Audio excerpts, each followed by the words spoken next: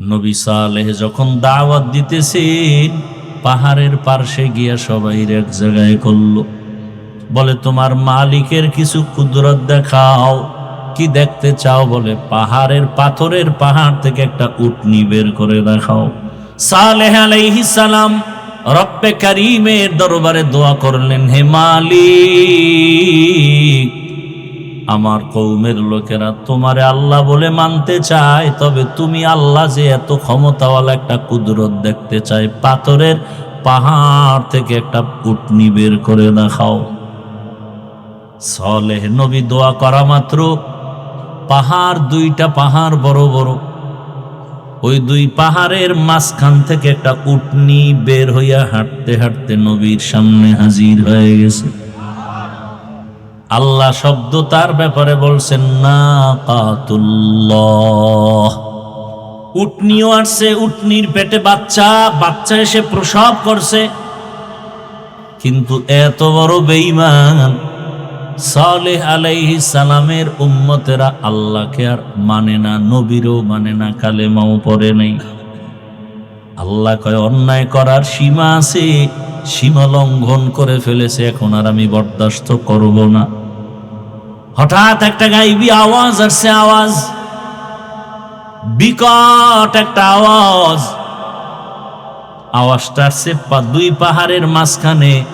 ওই আওয়াজে ঈশা কওমের সব লোকের কান বন্ধ, সব জাগাত মরে গেছে। কিয়ামতের আগে এরকম ইসরাফিলের আওয়াজ আসবে, সিংহা নিয়ে দাঁড়ানো, ফুৎকার দিবে। আর এই জিন্দা মানুষগুলো হঠাৎ একটা আওয়াজ শুনবে, কঠিন, বাড়তেছে, আওয়াজ খালি বাড়তেছে, বাড়তে বাড়তে কান শেষ হয়ে যাবে, মাথা নষ্ট হয়ে যাবে। মানুষগুলো স্টক করা রোগীর মতো, নেশাগ্রস্তের মতো হেলপে দুলবে, আস্তে বেহুশ হয়ে পড়ে যাবে। সমস্ত জিন্দা মানুষগুলো জাগায় মরে যাবে। দীর্ঘ 40 বছর বৃষ্টি হবে লাগাতার। বৃষ্টির মধ্যে পুরা দুনিয়া সাফ, পুরা জমিন সমান, সমতল ভূমি, চেটিয়াল ময়দান, কিচ্ছু থাকবে না, জমিন পুরা খালি। আবার ফুৎকার দিবেন, এইবার সব মৃত্যু লাশগুলোর মধ্যে রুহু চলে আসবে। এরপরে সব দাঁড়ায় যাবে, হাসরের মাঠ শুরু হয়ে গেছে। জমিনটা হবে হাসরের মাঠ, মক্কার পার্শ্বে আরাফার ময়দান হবে, আল্লাহর স্টেজ, বিচারালয়, আদালত, অথবা সিরিয়ার জমিন হবে আল্লাহর বিচারালয়, আদালত। ওই সালেহ আলাইহিস সালামের সাথে উটনির সোহবত আছে, তো সালেহ আলাইহিস সালামের বরকতে রহমতের নবী বলছেন ওই উটনি জান্নাতে যাবে। উটনি জান্নাতে যাওয়ার কাম কি? কোনো ফায়দা নাই। যাবে কেন? আল্লাহ দেখায় সৎসঙ্গে। বলেন না কেন? আপনাদের কষ্ট হইতেছে। সৎসঙ্গে স্বর্গবাস। পয়গম্বর সুলাইমান আলাইহিস সালাম একদিকে জগৎ বিখ্যাত একজন পয়গম্বর নবী, অন্যদিকে রাষ্ট্র পরিচালক, গোটা দুনিয়ার একজন পরিচালক। আল্লাহর কুদরতের সিংহাসন মদিনাতুল মুনাওয়ারা থেকে 9 মাইল উপরে সুলাইমান পয়গম্বরের সিংহাসন। মুলকে সাবা পেরিয়ে যাচ্ছে মদিনার উপর দিয়া। হঠাৎ পয়গম্বর সুলাইমান জমিন থেকে 9 মাইল উপরে সিংহাসনে বসে জমিনের গর্তের পিপিলিকার আওয়াজ কানে শুনছে। পিপিলিকা বয়ান করতেছে, ইয়া আইয়ুহান নামলু দুখুলু মাসাকিনাকুম, এই আমার জাতিরা তাড়াতাড়ি গর্তের মধ্যে প্রবেশ করো। সুলাইমান নবী পিপিলিকার বয়ানটা 9 মাইল উপর থেকে শুনলেন। ফাতাবাসসামা, সুলাইমান পয়গম্বর ওখানে বসে মুস্কি হাসিয়া বলে, এই সিংহাসন ল্যান করো। জমিনের মধ্যে ল্যান করছে পয়গম্বর সুলাইমান। পিপিলিকার কাহিনী সবাইরে শুনাইতেছে। এই কাহিনীর মধ্যে হঠাৎ নামাজের সময় ওযু করবে, পানির প্রয়োজন, কোথাও পানি নাই। হুদহুদ নামের পাখি নাক লাগায়া মাটির মধ্যে বলতে পারতো এখানে পানি আছে। বলা মাত্র জিনদের বলতো মাটি খনন করে পানি উঠাও, ওযু করব, নামাজ পড়ব। সুলাইমান পয়গম্বর পিপিলিকার কাহিনী শোনায়। পিপিলিকার কাহিনী এতটা সুন্দর যে আল্লাহ ওই পিপিলিকার নামে সূরার নাম দিয়ে দিছে সূরাতুন নমল। মানুষ ধাঁধা কয়, আমাদের ইসলামী ধাঁধার মধ্যে আছে না, কোন সূরায় নাই বিসমিল্লাহ, কোন সূরায় 2 বিসমিল্লাহ। সূরায়ে নমল পিপিলিকার নামে। এবার নামাজের টাইম, হুদহুদ পানি দেখো, কিন্তু হুদহুদ নাই। পাখিদের মধ্যে উপদেষ্টা হলো ঈগল পাখি। উপদেষ্টারে কয়, তোমার অধীনস্থ হুদহুদ গেল কোথায়? পানি দেখাবে, জিন দিয়া পানি উঠাবো, ওযু করবো, নামাজ পড়বো। এদিক দিয়া হুদহুদ ফাঁকে দিয়া উপরে উইটা চলে গেছে, খোলা আকাশে ঘুরে ঘুরে দেখে তার আর একজন জাতি ভাই বহুদূর হুদহুদ নামের পাখি দেখা যায়। হুদহুদ নামের পাখিটারে দেখা সুলাইমান নবীর হুদহুদ দৌড়ায় গিয়া কয়, কে তুমি? বলে, কে তুমি? খায়, আমি কে মানি? আমি তো সুলাইমান নবীর অধীনস্থ প্রজা। সুলাইমান কে? সুলাইমান কে মানি? গোটা দুনিয়া যার হুকুমে চলে। বলে, মাত্র নাম শুনছি। বলে, তুই কোথায় আছো? সুলাইমানের নাম জানো না তো? তোর জেলখানায় যেতে হবে। কয়, না, আমি তো সুলাইমান রে চিনি না। আমি এমন এক এলাকায় আছি, আমগো দেশটা এক ম্যাডাম চালায়। ম্যাডামের নাম কি? দেখছেন নি? কারবার কেউ জানে না ম্যাডামের নাম কি? বাসুলাইমা দাদ মুলকো সরওয়ারি শুদমতি খাতে মশদে ওয়াপুরি। হুদহুদ বলে, বিলকিস তোমার ম্যাডাম? বলো কি, গোটা দুনিয়া চালায় সুলাইমান? বলে, আরে তো তুমি জানো না তোমার সুলাইমানের কি আছে? বলে, সিংহাসন। আমার ম্যাডামেরও সিংহাসন।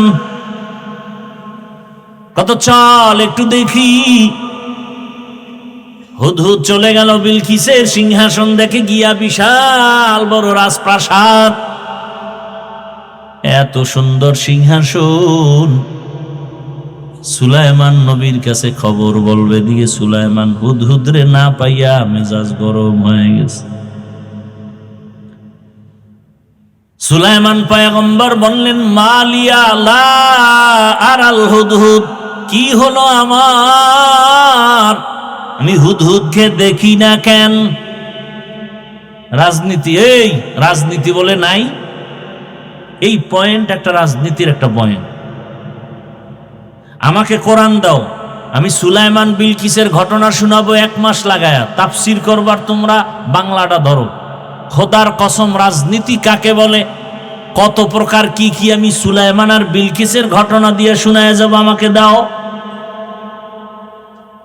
ইউসুফ আর জুলাইখার ঘটনা দিয়ে রাষ্ট্রনীতি কাকে বলে দেখায় যাব, ধরে ধরে দেখায় যাব।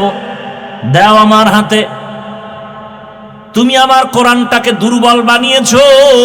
আমার কোরআন তো দুর্বল না। ইসলামে সব আছে, রাষ্ট্রনীতি নাই, এ কথা বলে আমার ইসলামটাকে খাটো করবা, মেনে নিতে পারি না। আমার ইসলাম তো এমন, দুনিয়াতে যত নীতি আছে সব, সমাজনীতি, পরিবার নীতি, রাষ্ট্রনীতি, অর্থনীতি, যত নীতি আছে সব নীতির থেকে শ্রেষ্ঠ নীতি হলো ইসলামের নীতি। ইসলামে অর্থনীতি নাই? হ্যাঁ। ইসলামে সমাজনীতি নাই? ইসলামেই তো সমাজ কায়েম করছে তো ইসলাম। জুমার দিন মসজিদে কেন যাও? বাইতুল্লাহর দিকে ফিরিয়ে কেন নামাজ পড়ো? পূর্ব দিকে কি আল্লাহ নাই? না কেন? দক্ষিণে আল্লাহ নাই? উত্তরে আল্লাহ নাই? নিচে আল্লাহ নাই? উপরে আল্লাহ নাই? সমুদ্রে আল্লাহ নাই? তাহলে বাইতুল্লাহর দিকে কেন নামাজ হবে? কেন? ভালো করে বুঝো সমাজনীতি কাকে বলে। ইসলামের সমাজনীতি পারফেক্ট এবং পিওর। ইসলামের অর্থনীতি পিওর নীতি এবং পারফেক্ট। আল্লাহর জাতের কসম, এই জমিনে যতদিন পর্যন্ত ইসলামের অর্থনীতি চালু হবে না, ততদিন পর্যন্ত অর্থনীতির প্রতিবন্ধিতা এবং প্রতিবন্ধকতা ঝামেলা মুক্ত দেশ হবে না। আমি মসজিদে না ঢুকলে লজ্জা পাই, আর আপনি কেমন মুসলমান যে মসজিদে ঢুকতে লজ্জা পান? আমি পর্দা না করলে লজ্জা পাই, আপনি কেমন মুসলমান যে পর্দা করতে গেলে লজ্জা পান? বিষয় কি? কোন মিস্টেক হয়ে গেছে আমাদের? মিসগাইড হয়ে গেছে মাঝখানে একটা। কি সমস্যা? রসুল ১,৫০০ বছর আগে বলে গেছেন, ওই সমস্যা হলো দুনিয়ার লোভ। কিসের লোভ? দুনিয়ার লোভ। এই লোভ আবার ৩ প্রকার। কয় প্রকার? হুব্বে যা, হুব্বে মাল, হুব্বে নিসওয়ান। সম্মানের চেয়ারের লোভ। ক্ষমতার চেয়ার পাওয়ার জন্য জীবনে টুপি চিনে না, এখন টুপি দিতেছে। এরকম বুজুর্গ আসেনি আমাদের দেশে? কঠিন বুজুর্গ, টুপি কি জিনিস বুঝেই না, খালি এখন একটা ক্ষমতার চেয়ারটা কেমনে ধরবে ও মোটামুটি নিয়ত করে ফেলাইছে, অনেক যাইয়েই মদের বোতলটা ধরে লাইব। এখন টুপি কেন? দুনিয়ার লোভ। প্রথম প্রকার হলো হুব্বে যা, সম্মানের চেয়ারের লোভ। দ্বিতীয় প্রকার হলো সম্পদের লোভ, টাকা পয়সা। আমি হুজুর তো চেয়ার পামু কিনা জানি না, কিন্তু আমার মধ্যে আর এক লোভে পাইছে। কি? কি? টাকা। আমি যদি একটু চুপচাপ বয়ান করি, মাটির নিচের কবরের আযাবের বাস মোটামুটি হাদিয়া ঠিক। আমি জানি একটা ব্যক্তি, ভালো করে তাকে চিনি, সে চোর। আমি জানি সে ধর্ষক, নারী পাইলেই ধর্ষণ করে, তার চরিত্র খারাপ। আপনি জানেন ওই লোকটা চোর, ওই লোকটা ডাকাত, ওই লোকটা জালেম। তার কাছে আপনি টাকা আমানত রাখবেন? যদি জানেন এই লোকটা চরিত্রহীন, ধর্ষক, তার কাছে আপনার নারী আমানত রাখবেন? হ্যাঁ, এটি বুঝেন? কিচ্ছু বুঝেন না। বুঝলে ঘুরে ফিরে আবার সেই নাপাক হাতের মধ্যে আসে কেন? যদি বুঝে থাকেন তাহলে সেই নাপাককে ঘুরে ফিরে মাথার মুকুট বানান কেন? জানেন চোর, আপনি কেমনে বলেন তার চরিত্র ফুলের মতো পবিত্র? আপনি জানেন সে ডাকাত, সে জালেম, সে ধর্ষক, সে খুনি, আপনি কিভাবে জবান দিয়ে বলেন তার চরিত্র ফুলের মতো পবিত্র? কোন ফুল? কাগজের ফুল? মানুষ কি এতটা বোকা হইতে পারে? আপনি জানেন তার কাছে টাকা রাখলে খেয়ে ফেলবে আর ফেরত দিবে না, তাহলে আপনি জেনে শুনে তার কাছে টাকা আমানত রাখেন কেন? এরপর আপনি মাইকিং করবেন আমার টাকা চুরি হয়ে গেছে। জানেন বিড়ালে শুটকি খাইব, বিড়ালের শুটকি দেখাইলেন কেন? বরং দেখায় না, আরো বয়ান দিছে, এই বিড়াল জানি তোর অভ্যাস ভালো না, এ শুটকি ডেহেনে রাখছি 3 দিন, তোর খাওয়ন দাওয়ান আলাদা আছে, ওখানে গিয়ে খাবি। বিড়ালে কয় শুটকি যখন দেখছি যত জরিমানাও জুতার বাড়ি 10টা খাম, তা আগে শুটকি। কি আপনি বারবার দেখতেছেন যেই লোক জনগণের দায়িত্ব নিতে গেলেই সে চুরি করে, লোভ সামলাইতে পারে না, নিজের পেট ভরে না, সে জনগণের পেট ভরবে কিভাবে? নিজের সন্তান, নিজের স্ত্রী, নিজের আপনজন নিরাপদ না যার কাছে, আপনি নিরাপদ পাবেন কিভাবে তার কাছে? এজন্য বলি, দাবি করেন মুসলমান, আপনার আমার আল্লাহ এক, নবী এক, কোরআন এক, কাবা এক, ধর্ম এক, এরপর ইসলামটা জায়গা মতো মানেন না কেন? দুনিয়ার লোভে পড়ে গেছেন। কি লোভ? ভোটের আগের রাত্রে কিছু টাকা পাবেন, আর কিছু পাবেন? আর কিচ্ছু? ভোটের পরে আর কিছু পাবেন? ভোটের আগের রাতে কিছু টাকা পাবেন, আর এই যে কিছু কি জানি বলে ওই চা পান খাওয়ানোর কিছু খরচ টরচ পাবেন, আর তার পাও যদি ধোয়া দিতে পারেন তাহলে হয়তো বা একটু চামচাগিরি সুযোগ পাবেন। এছাড়া আর কিছু পাবেন? হ্যাঁ, আবার যদি ভাগে কোনো দিন উল্টা পাল্টা হয়ে যায় তাহলে মাইনাস। মাইনাস মানে জমিন থেকে বিদায়।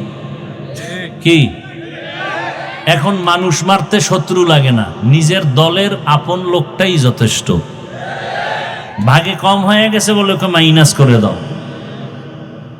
তবে আপনি মানেন আর না মানেন, কথাটা লিখে রাখেন। বিশেষ করে আমি যুবকদেরকে বলবো, একটা ব্যানার বানাও। 200 টাকা দাম নিতে পারে, সম্ভবত 2 ফিট 3 ফিট ব্যানার। ব্যানারে স্লোগান লিখবা, পৃথিবীতে একমাত্র শান্তির ঠিকানার নাম ইসলাম। কথাটার মধ্যে কি পরিমাণ সন্দেহ আছে আপনাদের? হ্যাঁ, আপনি যদি ইসলাম না মানেন দুঃখ নাই, কিন্তু কথাটা আপনি সত্য, এটা 100 না, ওভার 100। শান্তির ঠিকানার নাম, এটা সাইনবোর্ড লেখেন, ব্যানারে লেখেন, এবং এরপরে লিখবেন, যতদিন পর্যন্ত এই জমিনে ইসলাম কায়েম হবে না ততদিন পর্যন্ত চাপাবাজদের আওয়াজ হবে, শান্তি কপালে জাতি পাবে না। সম্ভব না, কোনোদিন সম্ভব না। চোরের কাছে কোনোদিন সম্পদ আমানত থাকতে পারে না, ধর্ষকের কাছে কোনোদিন আমার মা বোন নিরাপদ থাকতে পারে না, জালেমের কাছে কোনো দুর্বল মানুষ সুস্থ থাকতে পারে না। ইসলাম ছাড়াই জমিনে শান্তি আসবে না। কিয়ামত পর্যন্ত যত তুমি চিল্লাও, চিল্লাইতে পারবা, কিন্তু শান্তি কপালে দেখা যাবে না ইসলাম ছাড়া। সমস্যা কি? সবাই কয়, যারা বিএমপি করে, আওয়ামী লীগ করে, এরাও মাঝে মাঝে কয়, হুজুর আপনারা এক হইলে আমরা আসি, এইবার চান্দু যাবা কই? আমরা হুজুরেরা তো মোটামুটি এক লাইনে হাজির, এইবার চান্দু যাবা কই? এইবার পিডান খাবো না, পিটান দিব। আমগো ধাক্কাইয়া ধাক্কাইয়া কইছো এক হও, আমরা এক হয়ে গেছি ইনশাআল্লাহ। দেশের সব আলেমে ইসলামের ব্যানারে সব এক, কে চরমনাই, কে তাবলিগ, কে দেওবন্দি, কে আলিয়া, কে কওমিয়া, বুঝি না, ইসলামের ব্যানারে সব এক। যারা এক হবে না তাদেরকেও চিহ্নিত করতে হবে, এরা খাঁটি ইসলামওয়ালা নয়, দুনিয়ার লোভে পড়ে ভিন্ন দিকে দৌড়ায়। এইবার যারা আমাদেরকে সাপোর্ট দিবে না এদেরকেও চিহ্নিত করতে হবে। ভেজাল আছে কোথায়? একজনারে চিনি না, শুনি না, দেখি কেমন, দেখি এটা বলা যায়, কিন্তু যারে বারবার দেখছেন, বারবার চিনছেন, এরে আর কি দেখবেন? হ্যাঁ, একজনে দৌড়ায় পিছন দিয়া লঙ্গি ছেঁড়া, পিছন দিয়া কিও কয়, এতদিন সোনার বাংলা দেখছো, এখন রূপার বাংলা দেখো। কি বাংলা দেখো? সোনার বাংলা, রূপার বাংলা সব দেখেছো, এখন শুধু একটা দেখা বাকি, ইসলামের বাংলা দেখতে হবে।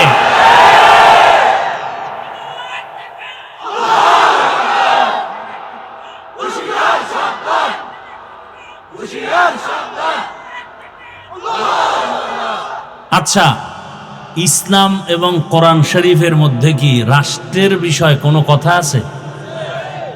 আমি কিন্তু প্যাসের ওয়াজ কম করি, প্যাস গোজ বুঝি না, করিও না, এবং আপনাদেরকেও প্যাসে ফালাতে চাই না। আমরা কোরআন মানি, তো সহজ কথা, কোরআন মানি, ইসলাম মানি। ওই ইসলামে কি রাষ্ট্রীয় ব্যাপারে কোনো নীতি আছে?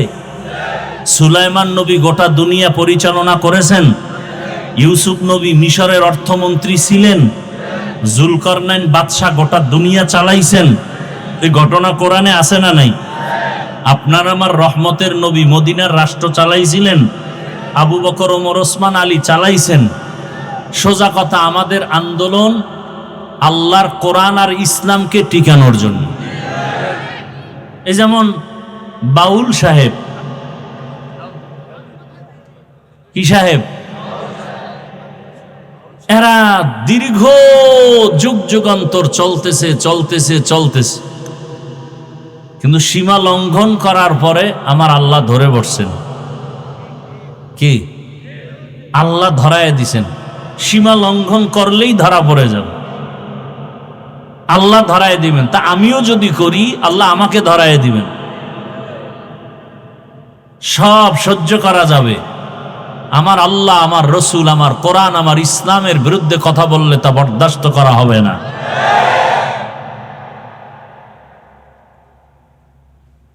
আমরা ক্ষমতা চাই না। এই যে চেয়ার পাইছি না, এই চেয়ারের মূল্য কি কম নেই? এমপি সাহেবের চেয়ার আজ আছে কাল থাকবে না, আর আমাদের এই চেয়ারের কোনো মেয়াদি নেই। আমি এখানে যাব কেন? একটাই কারণ, আজকে যে যা ক্ষমতায় গিয়া তারা ইসলামের বিরুদ্ধে কিছু না করুক, দেশ ঠান্ডা। কারণ এ বাংলাদেশের মধ্যে কোনোদিন কেউ ইসলামের বিরুদ্ধে স্বপ্ন দেখলে তা পূরণ হবে না। আমি যুবকদেরকে আর একটা ওয়াদা করায় যাই, বাবার সাথে সন্তানদের মাঝে মাঝে তর্ক হয় না? হয় না? তার মানে কি বাবারে কেউ গালি দিবে আর মেনে নিবে? হ্যাঁ, বাবার সাথে তর্ক হয়েছে ঠিক আছে, কিন্তু আমার বাবার বিরুদ্ধে যদি কেউ কথা বলে ওর কলার ধরে ফেলবো না? ঠিক আপনি ভাই, অনেকে এখানে আসি, আমরা সারা দেশেই অনেকে নামাজ ঠিক মতো পড়ি না, রোজা ঠিক মতো রাখি না, দাড়ি ঠিক মতো রাখি, কিন্তু আল্লাহ মানিত, ইসলাম মানিত। তার একটা অনুরোধ, যুবকরা ওয়াদা করো যে ইসলামকে খাটো করার সুযোগ দিবা না। কেউ যদি তোমার সামনে বলে ইসলামে এই সমস্যা সেই সমস্যা, আস্তে কলারটা ধরবা, ধৈর্য ভাববে, এই বেঈমানের বাচ্চা, আমি দাড়ি রাখি না, নামাজ পড়ি না, ঠিক আছে, কিন্তু আমার ইসলামের অপমান করবি, চামড়া তুলে ফেলা হবে। পারবা যুবক বাবারা? তুমি নামাজ পড়ো না, তোমাকে পায়ে ধরে বুঝাবো। রোজা রাখো না, পায়ে হাত রেখে বুঝাবো। তুমি পর্দা করো না, বুঝাবো। কিন্তু ইসলামের বদনাম তোমার সামনে কেউ করবে, এটা সহ্য করা যাবে না, এই সুযোগ দেওয়া যাবে না। যে বদনাম করবে তার সাথে আমরা নাই, সোজা কথা। যারা আল্লাহর রসুলের ইসলামের বদনাম করবে এদের সাথে আমরা নাই। আমরা কালেমার পতাকার একসাথ হয়ে মুসলমান, পরিচয় আমাদের মুসলমান, কালেমার ব্যানারে আমরা এক, কালেমার ব্যানারে আমরা এক। আমার কথার মধ্যে কোনো ঝামেলা থাকলে বলো, আমি তওবা করি। আমার আল্লাহর কোরআনে রাষ্ট্রের ব্যাপারে কোনো কিছু নাই, তাহলে কেন আপনি আমার আল্লাহর কোরআনটা রাষ্ট্রের ব্যাপারে আলাদা রাখবেন, ইসলামটাকে আলাদা রাখবেন? নতুন আইন করবেন কেন?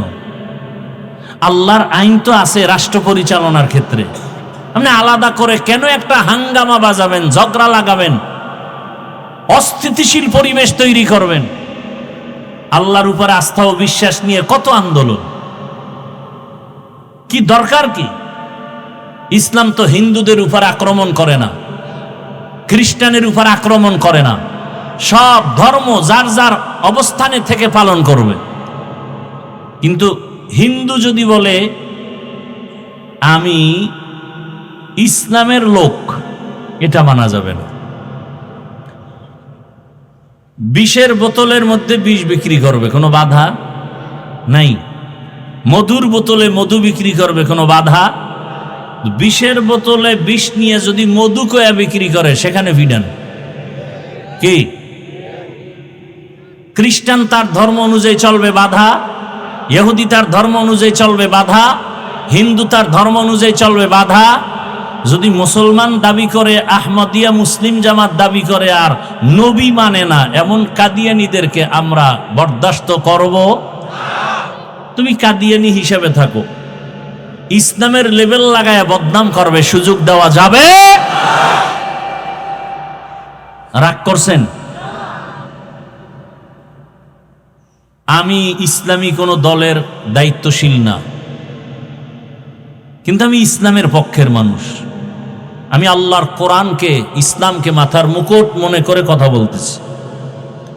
আপনাকে আমি বলি না আপনি চরমনাই যান, তাবলিগে যান, একবারও বলছি না। আপনাকে এটাই বলতে চাই, আপনি নামাজ ঠিকমতো পড়তে না পারলেও বুঝাবো, কিন্তু ইসলামের বদনাম করতে দিবেন না, হুঁশ থাকতে। এবং যে করবে তার সাথে আমাদের কোনো সম্পর্ক নেই। তাহলে এই সমস্ত সবকিছু আমরা জানি, আল্লাহ এক, নবী এক, কোরআন এক, কাবা এক, ধর্ম এক, এরপর আমরা উল্টা পাল্টা চলি কেন? দুনিয়ার লোভ। লোভ কয় প্রকার? সম্মানের চেয়ারের লোভ, সম্পদের লোভ, আর একটা হলো যৌবনের লোভ। কিসের লোভ? এই যুবক, তোমার মতো যুবক স্কুলে পড়ে, নামাজ পড়ে, আসেনি? তুমি কেন পারো না? কয় লোভ। কিসের লোভ? কয় যৌবনের লোভ। কিসের লোভ? তোমার মতো যুবক তাকায় দেখো, রাস্তায় গাড়ি চালায়, ড্রাইভারি করে, নামাজ পড়ে, তুমি কেন পারো না? একমাত্র তোমার ভেতরে কাজ করে লোভ। টাকার লোভে পড়ছো, ক্ষমতার লোভে পড়েছো, এজন্য নামাজ পড়ার সময় নাই। ক্ষমতার লোভ তোমাকে নামাজ থেকে আলাদা করেছে। টাকার লোভে পড়েছো, এ কারণে তুমি হক কথা বলো না, হক পথে চলো না। ফেরাউন নামের বেঈমান গরিব অবস্থার থেকে বান্দা যখন ক্ষমতার মসনদে মিশরে আসলো, ওজিরে হামান রে ডাক দিয়ে কয়, মনে চায় আমার ভেতর একটু খোদা খোদা ভাব, দাবি করমুনি? হামান বলে করো। করলে আর ছোট খোদা দাবি করে কি লাভ? বড় খোদা দাবি করি, আনা রব্বুকুমুল আলা। আমি শুধু খোদা না, সব থেকে বড় খোদা। ওই ফেরাউনের লাশটা পর্যন্ত মশা মাছি মাটি গ্রহণ করে নাই। ওই ফেরাউনের ঘরের মধ্যেই তার স্ত্রীর নাম কি? আসিয়ারে আমার আল্লাহ এমন ভাবে কবুল করেছেন, রহমতের নবী বলেন কিয়ামতের ময়দানে জান্নাতের মধ্যে আমি মুহাম্মদের সাথে আসিয়ার বিবাহ হবে। আরো আস্তে করে বল। অথচ এত বড় বেঈমান ফেরাউন, যে আল্লাহর সাথে চ্যালেঞ্জ দিয়ে নিজের খোদা দাবি করলো, শুধু খোদা না, সব থেকে বড় খোদা।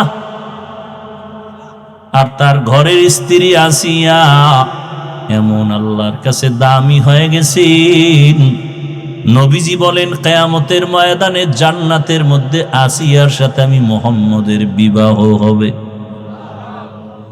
হাসরের মাঠে সব মানুষগুলো উলঙ্গ দাঁড়াবে, নারী পুরুষ উলঙ্গ দাঁড়াবে।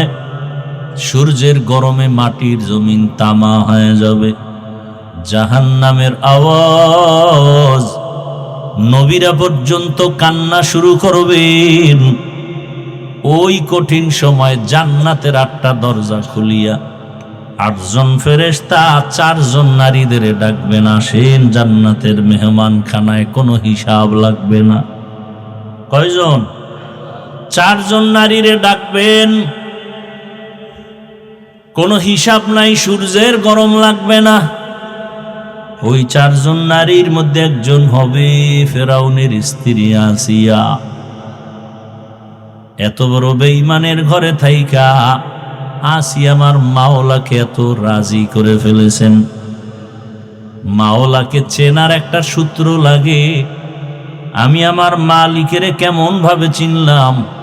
আমার বাবা আল্লাহর মোহাব্বতের বন্ধনে আবদ্ধ, অথবা আপনি বাবাও আল্লাহর পথে নাই, সন্তান আল্লাহর পথে আসছেন কেন? বলে একজন আলেমের সোহবত পেয়েছে, একজন তাবলীগওয়ালার বয়ান শুনছি, বহু ডাকাত পর্যন্ত নামাজি হয়ে গেছে। এত বড় বেঈমানের ঘরে, ফেরাউনের ঘরে আসিয়া কেমনে আমার মাওলার আশেকা হয়ে গেল? একমাত্র কারণ মুসা নবীর সোহবত পেয়েছে। মুসা নবী দুনিয়াতে আসবে, ফেরাউন স্বপ্ন দেখা পাগল হয়ে গেল, বলে এই মুসাকে আসতে দেওয়া হবে না, আমার খোদাগিরি নষ্ট করে ফেলবে। মুসা যেন দুনিয়াতে না আসে অ্যালার্ট জারি করে দিল, দুনিয়ার কোন নারীর গর্ভে বাচ্চা আসলে ছেলে হলেই হত্যা করে ফেল। কিন্তু আমার মালিকের সিদ্ধান্ত, এই বেঈমান, আমি মুসারে পাঠাবো তোর ঘরে রাইখা বড় বানায়া তোরে সোজা করব। বান্দা চাইলে কিছু হয় না, আমার আল্লাহ চাইলে সব হয়। কাদের কুদরত দারি বরকামাল, আন্তা রব্বি আন্তা হাসবি যুল জালাল, তুহি কাদের জলিলুল্লাহ জাহাদা, বহর হালে তুহি মেরা নেগাহদার। ওই ফেরাউনের ঘরে আসি এত দামি হয়ে গেল মুসা নবীর সোহবাত। মুসা নবীর একটু সোহবাত লাগছে, আল্লাহ পাক জান্নাতের দরজার জন্য তাকে কবুল করে ফেলেছেন। সালেহ আলাইহিস সালাম একজন নবী, তার সোহবত পাইছে একটা উটনি। আল্লাহর কোরআনে ঘটনা আছে, রহমতের নবী বলেন সালেহ আলাইহিস সালামের যুগের উটনি। কওমের লোকেরা এত বাঁকা, নবী সালেহ যখন দাওয়াত দিতেছে পাহাড়ের পার্শ্বে গিয়া সবাই এক জায়গায় করলো, বলে তোমার মালিকের কিছু কুদরত দেখাও। কি দেখতে চাও? বলে পাহাড়ের পাথরের পাহাড় থেকে একটা উটনি বের করে দেখাও। এতটা তেরা বাঁকা, এত উদ্ভট প্রশ্ন যেগুলো অসম্ভব। সালেহ আলাইহিস সালাম রব্বে কারীমের দরবারে দোয়া করলেন, হে মালিক, আমার কওমের লোকেরা তোমারে আল্লাহ বলে মানতে চায়, তবে তুমি আল্লাহ যে এত ক্ষমতাওয়ালা একটা কুদরত দেখতে চায়, পাথরের পাহাড় থেকে একটা উটনি বের করে দেখাও। সালেহ নবী দোয়া করা মাত্র পাহাড়, দুইটা পাহাড় বড় বড়, ওই দুই পাহাড়ের মাঝখান থেকে একটা উটনি বের হইয়া হাঁটতে হাঁটতে নবীর সামনে হাজির হয়ে গেছে। আল্লাহ শব্দ তার ব্যাপারে বলছেন নাকাতুল্লাহ, আমি আল্লাহর উটনি। শুধু উটনি আসে নাই, গর্ভে বাচ্চা।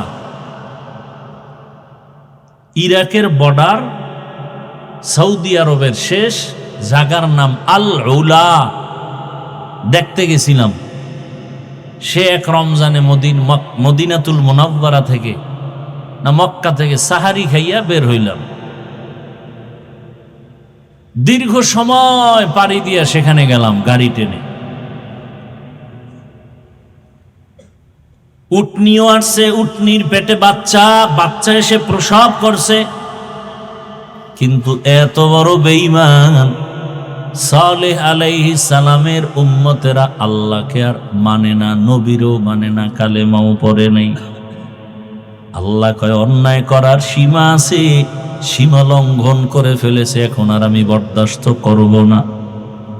হঠাৎ একটা গাইবি আওয়াজ আসছে, আওয়াজ বিকট একটা আওয়াজ। আওয়াজটা আসছে দুই পাহাড়ের মাঝখানে। ওই আওয়াজে ঈশা কওমের সব লোকের কান বন্ধ, সব জাগাত মরে গেছে। কিয়ামতের আগে এরকম ইসরাফিলের আওয়াজ আসবে, সিংহা নিয়ে দাঁড়ানো, ফুৎকার দিবে। আর এই জিন্দা মানুষগুলো হঠাৎ একটা আওয়াজ শুনবে, কঠিন, বাড়তেছে, আওয়াজ খালি বাড়তেছে, বাড়তে বাড়তে কান শেষ হয়ে যাবে, মাথা নষ্ট হয়ে যাবে। মানুষগুলো স্টক করা রোগীর মতো, নেশাগ্রস্তের মতো হেলপে দুলবে, আস্তে বেহুশ হয়ে পড়ে যাবে। সমস্ত জিন্দা মানুষগুলো জাগায় মরে যাবে। দীর্ঘ 40 বছর বৃষ্টি হবে লাগাতার। বৃষ্টির মধ্যে পুরা দুনিয়া সাফ, পুরা জমিন সমান সমতল ভূমি, চেটিয়াল ময়দান, কিচ্ছু থাকবে না, জমিন পুরা খালি। আবার ফুৎকার দিবেন, এইবার সব মৃত্যু লাশগুলোর মধ্যে রুহু চলে আসবে, এরপরে সব দাঁড়ায় যাবে, হাসরের মাঠ শুরু হয়ে গেছে। জমিনটা হবে হাসরের মাঠ, মক্কার পার্শ্বে আরাফার ময়দান হবে, আল্লাহর স্টেজ, বিচারালয়, আদালত, অথবা সিরিয়ার জমিন হবে আল্লাহর বিচারালয়, আদালত। ওই সালেহ আলাইহিস সালামের সাথে উটনির সোহবত আছে, তো সালেহ আলাইহিস সালামের বরকতে রহমতের নবী বলছেন ওই উটনি জান্নাতে যাবে। উটনি জান্নাতে যাওয়ার কাম কি? কোনো ফায়দা নাই। যাবে কেন? আল্লাহ দেখায় সৎসঙ্গে। বলেন না কেন? আপনাদের কষ্ট হইতেছে।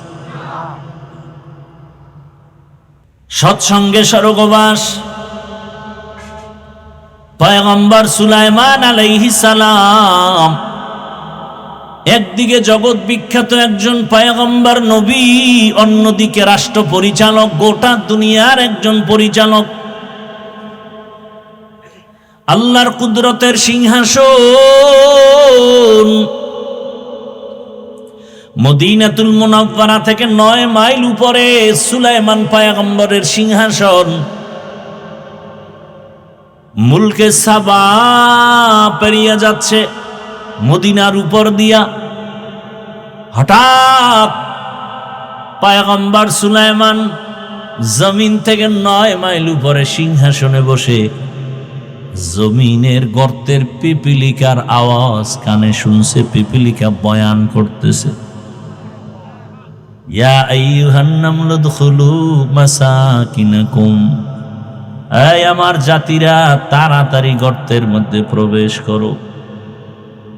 সুলাইমান নবী পিপিলিকার বয়ানটা 9 মাইল উপর থেকে শুনলেন। ফাতাবাসসামা, সুলাইমান পয়গম্বর ওখানে বসে মুস্কি হাসিয়া বলে, এই সিংহাসন ল্যান করো।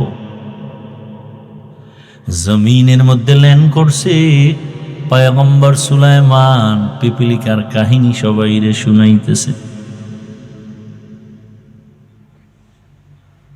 এই কাহিনীর মধ্যে হঠাৎ নামাজের সময় ওযু করবে, পানির প্রয়োজন, কোথাও পানি নাই। হুদহুদ নামের পাখি নাক লাগায়া মাটির মধ্যে বলতে পারতো এখানে পানি আছে। বলা মাত্র জিনদের বলতো মাটি খনন করে পানি উঠাও, ওযু করব, নামাজ পড়ব। সুলাইমান পয়গম্বর পিপিলিকার কাহিনী শুনায়। পিপিলিকার কাহিনী এতটা সুন্দর যে আল্লাহ ওই পিপিলিকার নামে সূরার নাম দিয়ে দিছে সূরাতুন নমল। মানুষ ধাঁধা কয়, আমাদের ইসলামী ধাঁধার মধ্যে আছে না, কোন সূরায় নাই বিসমিল্লাহ, কোন সূরায় 2 বিসমিল্লাহ। সূরায়ে নমল পিপিলিকার নামে। এবার নামাজের টাইম, হুদহুদ পানি দেখো, কিন্তু হুদহুদ নাই। পাখিদের মধ্যে উপদেষ্টা হলো ঈগল পাখি। উপদেষ্টারে কয়, তোমার অধীনস্থ হুদহুদ গেল কোথায়? পানি দেখাবে, জিন দিয়া পানি উঠাবো, ওযু করবো, নামাজ পড়বো। এদিক দিয়া হুদহুদ ফাঁকে দিয়া উপর ওইটা চলে গেছে। খোলা আকাশে ঘুরে ঘুরে দেখে তার আর একজন জাতি ভাই বহুদূর হুদহুদ নামের পাখি দেখা যায়। হুদহুদ নামের পাখিটারে দেখা সুলাইমান নবীর হুদহুদ দৌড়ায় গিয়া কয়, কে তুমি? বলে, কে তুমি? খায়, আমি কে মানি? আমি তো সুলাইমান নবীর অধীনস্থ প্রজা। সুলাইমান কে? সুলাইমান কে মানি? গোটা দুনিয়া যার হুকুমে চলে। বলে, মাত্র নাম শুনছি। বলে, তুই কোথায় আছো? সুলাইমানের নাম জানো না তো? তোর জেলখানায় যেতে হবে। কয়, না, আমি তো সুলাইমান রে চিনি না। আমি এমন এক এলাকায় আছি, আমগো দেশটা এক ম্যাডাম চালায়। ম্যাডামের নাম কি? দেখছেন নি কারবার, কেউ জানে না ম্যাডামের নাম কি? বাসুলাইমা দাদ মুলকো সরওয়ারি সুদমতি খাতে মশদে ওয়াপুরি। হুদহুদ বলে, বিলকিস তোমার ম্যাডাম? বলো কি, গোটা দুনিয়া চালায় সুলাইমান?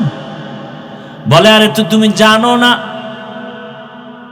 তোমার সুলাইমানের কি আছে? বলে, সিংহাসন, আমার ম্যাডামেরও সিংহাসন। কত চল একটু দেখি। হুদহুদ চলে গেল বিলকিসের সিংহাসন দেখে, গিয়া বিশাল বড় রাজপ্রাসাদ, এত সুন্দর সিংহাসন। সুলাইমান নবীর কাছে খবর বলবে দিয়ে সুলাইমান হুদহুদরে না পাইয়া মেজাজ গরম হয়ে গেছে। সুলাইমান পয়গম্বর বললেন, মালিয়া লা আরাল হুদহুদ, কি হলো আমার, আমি হুদহুদকে দেখি না কেন? রাজনীতি, এই রাজনীতি বলে নাই, এই পয়েন্ট একটা রাজনীতির একটা পয়েন্ট। আমাকে কোরআন দাও, আমি সুলাইমান বিলকিসের ঘটনা শোনাবো 1 মাস লাগায়া, তাফসির করবার তোমরা বাংলাটা ধরো। খোদার কসম, রাজনীতি কাকে বলে, কত প্রকার কি কি আমি সুলাইমান আর বিলকিসের ঘটনা দিয়ে শোনায় যাব, আমাকে দাও। ইউসুফ আর জুলাইখার ঘটনা দিয়ে রাষ্ট্রনীতি কাকে বলে দেখায় যাব, ধরে ধরে দেখায় যাব, দাও আমার হাতে। তুমি আমার কোরআনটাকে দুর্বল বানিয়েছো, আমার কোরআন তো দুর্বল না। ইসলামে সব আছে, রাষ্ট্রনীতি নাই, এ কথা বলে আমার ইসলামটাকে খাটো করবা, মেনে নিতে পারি না। আমার ইসলাম তো এমন, দুনিয়াতে যত নীতি আছে সব, সমাজনীতি, পরিবার নীতি, রাষ্ট্রনীতি, অর্থনীতি, যত নীতি আছে সব নীতির থেকে শ্রেষ্ঠ নীতি হলো ইসলামের নীতি। ইসলামে অর্থনীতি নাই? হ্যাঁ, ইসলামে সমাজনীতি নাই? ইসলামেই তো সমাজ কায়েম করছে তো ইসলাম। জুমার দিন মসজিদে কেন যাও? বাইতুল্লাহর দিকে ফিরিয়ে কেন নামাজ পড়ো? পূর্ব দিকে কি আল্লাহ নাই? না কেন? দক্ষিণে আল্লাহ নাই? উত্তরে আল্লাহ নাই? নিচে আল্লাহ নাই? উপরে আল্লাহ নাই? সমুদ্রে আল্লাহ নাই? তাহলে বাইতুল্লাহর দিকে কেন নামাজ হবে? কেন? ভালো করে বুঝো সমাজনীতি কাকে বলে। ইসলামের সমাজনীতি পারফেক্ট এবং পিওর। ইসলামের অর্থনীতি পিওর নীতি এবং পারফেক্ট। আল্লাহর জাতের কসম, এই জমিনে যতদিন পর্যন্ত ইসলামের অর্থনীতি চালু হবে না, ততদিন পর্যন্ত অর্থনীতির প্রতিবন্ধিতা এবং প্রতিবন্ধকতা, ঝামেলা মুক্ত দেশ হবে না। অর্থনীতির একমাত্র কল্যাণ ইসলামী অর্থনীতি। ইসলামী অর্থনীতি চালু হয়ে গেলে এ দেশে ভিক্ষুক থাকবে না, দারিদ্র বিমোচনের স্লোগান দিতে হবে না, দারিদ্র সীমার উপর আর নিচ নিয়ে টেনশন করা লাগবে না। ধনীরা জাকাত দিবে, ইসলামের অর্থনীতি। গরিবরা জাকাত পাবে, ইসলামের অর্থনীতি। মানুষকে করজ দাও, হাসানা দাও, করজে হাসান, ধার দাও। বড় লোকেরা ধার দেয় না, গেলেই বলে নাই নাই নাই। 5,000 টাকা দেন, আমি গরিব। নাই, কানের মধ্যে মুখ লাগায় গোপনে যদি বলা হয় সুদে দে, বড় লোক কয় লাখ নিবি বল, ঠিক নি? আফসোস, বড় আফসোস। আমার ইসলামটা কত পাওয়ারফুল, আলোচনা নাই, বুঝি না। মিয়া, ইসলামকে ঠকাবে, ইসলামকে নিচু করবে এমন কোন মায়ের সন্তান দুনিয়াতে নাই। আলোচনা নাই, বুঝি না, এজন্য মানুষ যা মনে চায় তাই বলে। পৃথিবীর শ্রেষ্ঠ অর্থনীতি ইসলামী অর্থনীতি, পৃথিবীর শ্রেষ্ঠ রাষ্ট্রনীতি ইসলামী রাষ্ট্রনীতি, পৃথিবীর শ্রেষ্ঠ পরিবার নীতি ইসলামী পরিবার নীতি। কি না আছে আমার আল্লাহর দিনের মধ্যে, কোরআনের মধ্যে, ইসলামের মধ্যে। হ্যাঁ, ইসলামে পেটনীতি নাই, দুর্নীতি নাই, ইসলামের মধ্যে মিথ্যা নাই, কারো উপরে জুলুম করা, ডাকাতি, চুরি নাই। এই জন্য সব চোর, সব ডাকাত, সব দুর্নীতিবাজ ইসলাম চায় না। ইসলাম যারা চায় না, খুঁজে দেখবেন সবগুলো ডাকাত, সবগুলো চোর। ইসলাম যারা চায় না, খুঁজেই দেখবেন ওরা সবগুলো দুর্নীতিবাজ। কারণ জানি ইসলাম আসলে চুরি করা যাবে না, ইসলাম আসলে দুর্নীতি করা যাবে না। এজন্য চোর ডাকাতের মাথা গরম, ইসলাম আসতে দেওয়া যাবে না। হ্যাঁ, রাতের আলো, চাঁদের আলো দেখলে খুশি ব্যবসায়ীরা, না চোরে খুশি নি। চোরে খালি তসবিহ লইয়া দোয়া এনুস পরে, আল্লাহ জীবনে চাঁদ না উঠতো। ঠিক নি? জিন্দেগি মে বন্দেগি তু করনা হে, जिंदगी में बंदगी तू करना है, जिंदगी बे बंदगी शर्मिंदा है, जिंदगी बे बंदगी शर्मिंदा। আমাদের ঈমান এত দুর্বল যে আমরা কোরআন হাদিসের কথা বলি, আপনি মানতে পারেন না, এটা আফসোস থাকবে না? তা তো নাই, বরং কইলাম কে মাথা গরম হয়ে গেছে। এত বড় নিমক হারাম, কইলাম কে হে, ওইটা মানতে পারে না। তা আপনি মানতে পারেন না ভিন্ন, কিন্তু আপনি আফসোস করবেন যে আরে হুজুরে তো ঠিকই বলল, আমি তো মানতে পারি না। এটা আফসোস। আফসোস না কইরা উল্টা বিরোধিতা করে। দেখেন, আমি যে বয়ানগুলো করলাম কোন দলের পক্ষ নিয়ে করছি? হ্যাঁ, ইসলামের পক্ষে বলছে। কথা বলেন না? ঠিকই এইভাবে কথাগুলো যদি আগামী শুক্রবার কোনো জুমার খতিব সাহেব মসজিদে চালু করে, যে হাফিজ ভাইয়ের মতো একটা ধাক্কা দিয়ে দেখি, কি কমিটি বলবে 1 মাসের ছুটি। কথা ঠিক নি? কেন বলে শিয়ালের হাতে মুরগি আমানত। কার হাতে? শিয়ালের হাতে মুরগি আমানত কয়দিন থাকে? 3 দিন। শিয়ালের কাছে মুরগি আমানত দিলে যা হয়, দুর্নীতিবাজ, চাঁদাবাজ, ঘুষখোর, মদখোর, এদের হাতে মাদ্রাসা, মসজিদ আর ধর্মের চাবি দিলে তাই হবে। दुनिया में हो दुनिया का तलबगार ना हो, बाजार से गुजर हो खरीदार ना हो, ये दुनिया एक मिसले कागज़ फूल है, ये दुनिया एक मिसले कागज़ फूल है, जिंदगी में बंदगी तू करना है, जिंदगी में बंदगी शर्मिंदा है, जिंदगी में बंदगी शर्मिंदा है। এ লঙ্গির ভিতরে গোবর রাখছে, গোবর, গোবর চিনেননি? লঙ্গির ভেতরে গোবর লাগার পরে পাক না না পাক? পাক করার জন্য কি লাগবে বলেন না কেন? আন্দাজে একটা বলো, কি লাগবে? পানি লাগবে। কি লাগবে? এখনো অচেনা পথ, লঙ্গির ভিতরে গোবর লাগছে, পানি কই পাই খুঁজতে খুঁজতে আধা ঘন্টায় পানি নাই, ঘাম বয়ে বয়ে জিমাইতেছে। একজনে একা, ভাই তুমি এত পরেশান কেন? কয় লঙ্গির ভিতরে গোবর লাগছে, পানি পাই না। তুমি কি পাগল নাকি? তোমার কাছেই তো পানি মজুদ। কি তোমার কাছেই তো স্পেশাল পানি আছে, নাম কি? পেশাব। ওই পানি দিয়া ধুইয়া নাও। আহা, মগা তুই আধা ঘন্টা আগে কইছিলি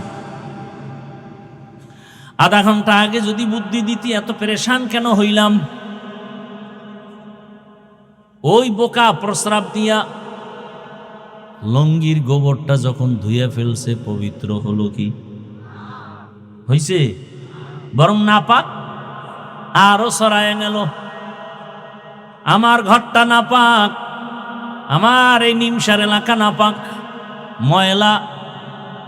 এখন যদি আমি একজন চরিত্রহীন ঘুষখোর মদ খাইয়া টাল হয়ে থাকে, মদ পান করে রাতের বেলা বৌরে মা কয়, এমন একজন চরিত্রহীন দুর্নীতিবাজারে যদি কামগো নিমসারটারে পবিত্র বানায়া দাও, তাহলে পবিত্র হবে না, নিমসার আরো আরো নাপাক হয়ে যাবে। তুকু যাও সুন্নতে আহমদ কুজা বা মোহাম্মদ কৈবুয়াদ নিসবতুনা মান আহাব্বা সুন্নতি কৌলে রসুল মজদায়ে কা নামাই হাম কুন কবুল। এ জুলাই যোদ্ধারা, পরাজিত সৈনিক, স্বাধীন করেছো, স্বাধীন চাপাবাজি করো না।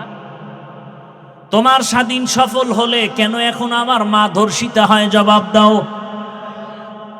এই জুলাই যোদ্ধারা বলো, তোমার স্বাধীন যদি সফল হয়ে থাকে, কেন আমার বোন রাস্তায় নিরাপত্তার সাথে চলতে পারে না? কেন বাবার সামনে মেয়েকে ধর্ষণ করা হয়? কেন স্বামীর সামনে তার স্ত্রীকে ধর্ষণ করা হয়? কেন ব্যবসায়ী নিরাপদে ব্যবসা করতে পারে না? বুঝা গেল তোমার স্বাধীন সফল না। নতুন ভাবে প্রস্তুতি নাও, কাফনের কাপড় কিনে রেডি হও, নতুন আর একটা সফল স্বাধীন করতে হবে। ওই স্বাধীন হবে একমাত্র ইসলামের স্বাধীন। রেডি হয়ে যাও, আর বেশি বেশি বিড়ি টানো, আল্লাহর কাছে দোয়া করো, 5 ওয়াক্ত নামাজ পড়ো, দোয়া করো, হে মালিক বাহাদুরি করিও না। গত শুক্রবার কিন্তু ধাক্কা একটা লেগে গেছে গোটা দেশে, ফাঁকে ফাঁকে কিন্তু মিস কল চলতেছে, একটা বাড়ি মারবে গোটা বাংলাদেশটা ধ্বংস হয়ে যাবে।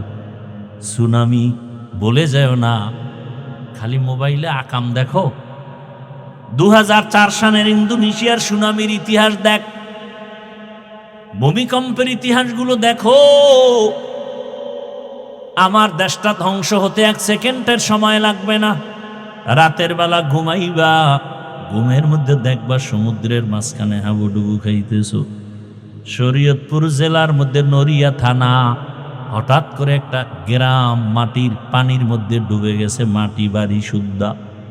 আমার মাওলা যদি একটু অর্ডার করে, সাথে সাথে একটা বাড়ি মারবে, 5.7 না একটু যদি বাড়তি হয়ে যায়, বা ওইটাই যদি আরেকটু সেকেন্ড বাড়ায় দেয়, 13 সেকেন্ডের জায়গায় যদি 20 সেকেন্ড হয়ে যায়,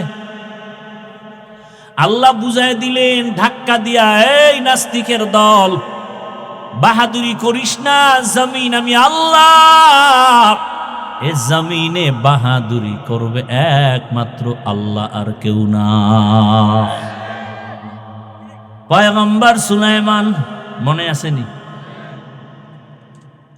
পয়গম্বর সুলাইমান হুদহুদরে না পাইয়া যে শব্দটা বললেন, এটা রাজনীতি।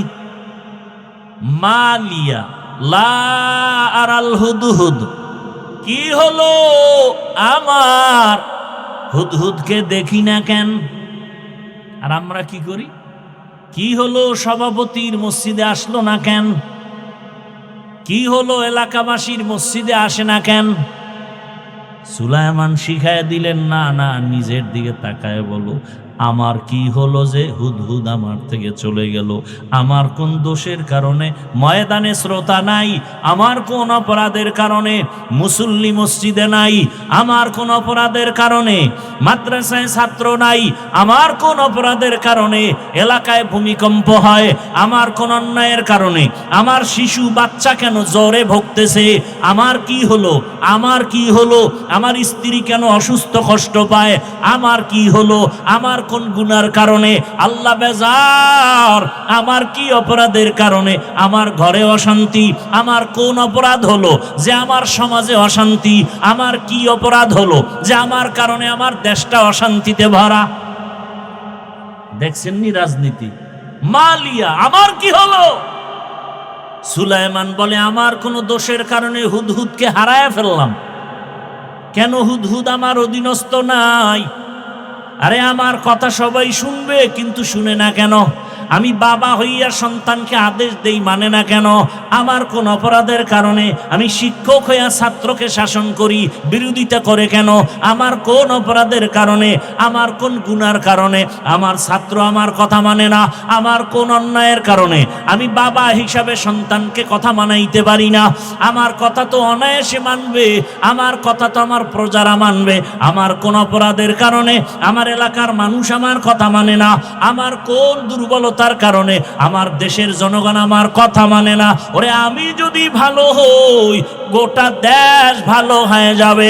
গাছ ভালো, ফল ভালো, আমি বাবা ভালো, সন্তান ভালো, শিক্ষক ভালো, ছাত্র ভালো, পীর ভালো, মুরিদ ভালো, সরকারের ক্ষমতাওয়ালারা ভালো, গোটা দেশ ভালো। রাজনীতি নাই, কপাল খারাপ, সময় নাই, নাইলে এক সপ্তাহ টাইম দিয়ে সূরা নমল আর সুলাইমান বিলকিসের কাহিনী শোনায় যায় আর রাজনীতি শিখায় যায়। এত একটা পয়েন্ট বললাম, কোরআনে আছে না? এটা তো মাত্র একটা পয়েন্ট বললাম। বাসুলাইমা দাদে মুলকো সরওয়ারি সুদমতি এ খাতে মশ দেওয়াপুরি। ভাইরা আমার, এখনো সময় আছে, তওবা করেন। আরে পিপিলিকার কথা বলতেছিলাম কোন সূত্র ধইরা? ওই যে ফেরাউনের স্ত্রী আসিয়ার কথার সূত্র ধরে। রহমতের নবী বলেন এই পিপিলিকা আল্লাহর জান্নাতে যাবে। কোথায় যাবে? পিপিলিকা জান্নাতে যাবে, একটা গাভী জান্নাতে যাবে। কি জান্নাতে যাবে? গাভী। ওই গাভীর নামে সূরা আছে, নাম কি? সূরায়ে কেন গাভী জান্নাতে যাবে? বলে সূত্র কি বলে? মুসা নবীর সাথে সোহবত, সোহবতে সা লেহ তো রাস লেহ কুনা, সোহবতে তা লেহ তো রাত লেহ কুনা তেগ জামানা, সোহবতে বা আউলিয়া বেহতে রসদ সালা তাআত বেরিয়া। ভাইরা আমার, গাভী জান্নাতে যাবে, মুসা নবীর সাথে সম্পর্ক। আল্লাহ পাক বলেন দুনিয়ার মায়া অন্তর থেকে দূর করিয়া আখিরাতের মায়া সম্বল সঞ্চয় করো, মায়া জমাও। বাল তুসিরুনাল হায়াতাদ দুনিয়া ওয়াল আখিরাতু খায়রু ওয়া আবকা। দুনিয়াটা কিছুই না, বিউটি পার্লারের মতো সৌন্দর্য। রৌদ্র লাগলে নাই কি, বিউটি পার্লারে গিয়া জাম কালাও সানমিয়া হয়ে গেছে, কিন্তু একটু পানি লাগলে শেষ। এই ছবিতে দেখা পাগল হয়ে গেছে না? মোবাইলে তো কালা মানুষের সাদা বানায়, ওটা আর এক বিউটি পার্লার। দেখা পাগল হয়ে গেছে। এই ডানা কাটা পরি না নিয়ে মরব না, মরলে এক রশিতে। কাছে আসার পর দেখে পুরা চেহারার ভেতরে বরণে ভরা। এখন কামান গেছি বা আটকে গেছে, উভয় কি? এইবার কয় না, সুযোগ তো আছে, সাইর বিয়া একটা নাইলে ঠকজি, আরো তিনটার দরজা খোলা। কি মাসনা ওয়া সুলাসা ওয়া রুবা। হায় হায় হায়, এরে আমার কলিজার যুবক, দুনিয়ার মায়া অন্তর থেকে দূর করে দাও। তুমি স্কুলে পড়ো, কলেজে পড়ো, চাকরি করো, ব্যবসা করো, ডাক্তার হও, ইঞ্জিনিয়ার হও, প্রফেসর হও, আমি দিল খুলে দোয়া করি তুমি ডাক্তার হও, ইঞ্জিনিয়ার হও, প্রফেসর হও, এসপি হও, ডিসি হও, ওসি হও, বড় ব্যবসায়ী হও, চাকরিজীবী হও, তবে একটা ছোট দাবি, বেয়াদব হইও না। তোমার ব্যবহারে যেন কোনোদিন আলেম কষ্ট না পায়, তোমার আচরণে যেন আমার আল্লাহ কষ্ট না পান, তোমার কোনো আচরণে যেন আমার রসুল কষ্ট না পায়, তোমার কোনো আচরণে যেন মা বাবা কষ্ট না পায়, তোমার আচরণে যেন কখনো কোনো শিক্ষক কষ্ট না পায়। কারণ মা বাবার কষ্ট তোমার জন্য কপাল পোড়ার বরদোয়া, শিক্ষকের মনে কষ্ট তোমার জন্য বরদোয়া। অন্তরে কষ্ট আসার পর একটা নিঃশ্বাস ফেললে তোর জিন্দেগি বরবাদ। মা যদি সন্তানের কথায় কষ্ট পেয়ে, আচরণে কষ্ট পেয়ে, নিঃশ্বাস ফেলে সন্তানের জীবন ধ্বংস। একজন শিক্ষক ছাত্রীর উপরে কথায় কষ্ট পেয়ে নিঃশ্বাস ফেললে জীবন ধ্বংস হয়ে যাবে। ওলামায়ে কেরাম যদি কষ্ট পায়, নিঃশ্বাস ফেলে জাতির কপাল পুড়ে যাবে। অতএব বাবা, তুমি স্কুলে পড়ো, কলেজে পড়ো, চাকরি করো, ডাক্তারি পড়ো, ইঞ্জিনিয়ারিং পড়ো, বাধা নাই। আদো বলা ডাক্তার হও, ইঞ্জিনিয়ার হও, প্রফেসর হও। ওরে তোমার মতো কত সন্তান doctor, engineer, professor, RAB, army, police, BDR, OC, DC, SP, 5 ওয়াক্ত নামাজ পড়ে নাই। বেশি বয়ানের দরকার নাই, এই কথাটা অন্তরে ঢুকাও যে আমার মতো জেনারেল লাইনের মানুষটা যদি স্কুলে পড়ে, কলেজে পড়ে, নামাজ পড়ে, আমার কপাল কেন খারাপ, আমি কেন পারি না? আমার মতো যদি জেনারেল লাইনের মানুষ চাকরি করে, ব্যবসা করে, নামাজ পড়ে, আমি কেন পারবো না? ও আল্লাহ, তুমি আমারে মাফ করে দেও। জীবনের শখ লাগাইয়া আশা পূরণ করতে গিয়া তো পার্কে কম দৌড়াইলা না, সারা রাত মোবাইল তো কম চালাইলা না। কত রাত্র মোবাইলে গুনাহ করেছ রে যুবক। পার্কে পার্কে কত দৌড়াইলা, দাড়ি কাটলা, নামাজ সারলা, এখনো কি আশা পূরণ হয় নাই? তোমার আশা কি আরো আছে? আরো কত রাত্র তুমি মোবাইল চালাইলে আশা পূরণ হবে বলো? আর কতবার দাড়ি কাটলে, নামাজ সারলে, বেপরদায় পার্কে দৌড়াইলে আশা পূরণ হবে বলো? এবং হায়াতের বাকি আছে কতদিন, তাও তুমি আমাকে বলো। এমন একটা দিন নাই পানির নিচে, গাড়ির নিচে, ঘুমের বিছানায় যুবকের লাশ পাওয়া যায় না। কয়দিন বাঁচবা জানা নাই। ওই ভূমিকম্পে একটু হলো 10 জনার প্রাণ চলে গেল। ও বাবা, তোমাকে আল্লাহ ঘুমের মধ্যে নিতে পারেননি? ঘুমের মধ্যে মরে না কেউ। তুমি যদি চিন্তা করো, তাহলে গানের তার কেমনে কানে লাগাও? যদি ভয় করতেছে, যদি এই ঘুমে আমি মরি, অনুনয় বিনয় করে বলবো, এখনো তওবা করো, ফিরে আসো আল্লাহর কাছে, মনে মনে তওবা করো, হে আল্লাহ, আর নামাজ ছাড়বো না, দাড়ি কাটবো না, বেপরদায় চলবো না। মা বাবার দোয়া নিয়া, শিক্ষকের দোয়া নিয়া, উলামায়ে কেরামের পরামর্শ নিয়া, নবীজির আদর্শ মেনে চলবো, আর কোনোদিন গুনার পথে যাব না। আল্লাহ আমাদের সবাইকে তওবাওয়ালা জীবন দান করেন, আমিন। আলহামদুলিল্লাহি রাব্বিল আলামিন। ওয়াসসালাতু ওয়াসসালামু আলা সাইয়্যিদিল আমবিয়াই ওয়াল মুরসালিন ওয়া আলা আলিহি ওয়া আসহাবিহি আজমাইন। ইয়া আরহামার রাহিমিন, ইয়া আরহামার রাহিমিন, ইয়া আরহামার রাহিমিন। রব্বিরহামহুমা কামা রব্বায়ানি সগীরা। اللهم إنك عفو كريم تحب العفو فاعف عنا. اللهم إنا نسألك رضاك والجنة ونعوذ بك من سخطك والنار. اللهم إنا نعوذ بك من البرص والجنون والجذام وسيء الأسقام. رب العالمين, গুনার বোঝা নিয়ে আপনার দরওয়াজায় আমরা হাজির। মেহেরবানি করে আমাদের জীবনের সব গুনাহগুলো মাফ করে দেন আল্লাহ। আয় আল্লাহ, এ মাহফিল কবুল করে নে।